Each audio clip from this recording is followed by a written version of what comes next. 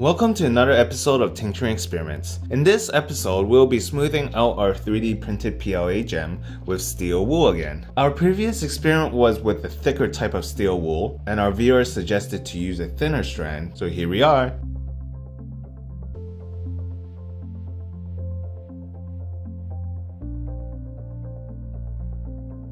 I think this one will be a lot easier to smooth our PLA with, as opposed to our previous experiment with steel wool. Now let's take a look at the gem before we start our experiment. Here it is. You can feel the individual lines and layers, and we can actually see the bumps and individual layers from the reflection of the light. Let's start smoothing the gem.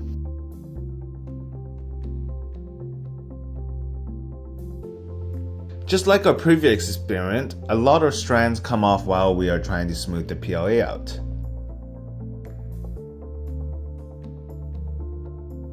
That being said, I think with this thinner strand of steel wool, you can see the results a lot quicker, in my opinion. The thinner strands are actually quite rough to the touch, which is why I think it's working so well.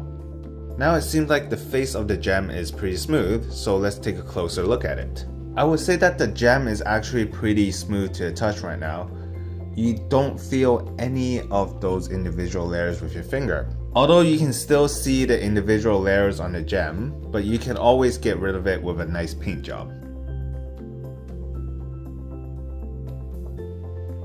It's actually very easy and fast to smooth out the two faces of the gem.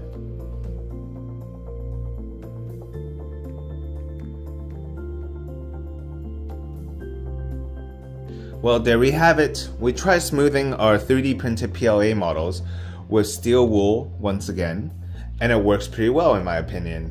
It doesn't take long to smooth down the surface of the gem. It took roughly 10 minutes to get the face down to the smoothness where we can't really feel any of the individual layers anymore. I would say a lot easier than the previous steel wool we tried. Pretty nice. Before I end, I just want to remind everyone about Tinkerine. The platform has a lot of teaching resources like 3D printing courses, STEAM challenges, and other types of experiments out there to help you with 3D printing. So be sure to check it out.